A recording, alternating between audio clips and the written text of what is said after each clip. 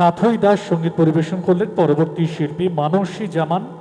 তারপরে পরপর প্রস্তুত থাকবেন মৌসুমী চক্রবর্তী, বর্ণালী দাস ও দীপা চৌধুরী।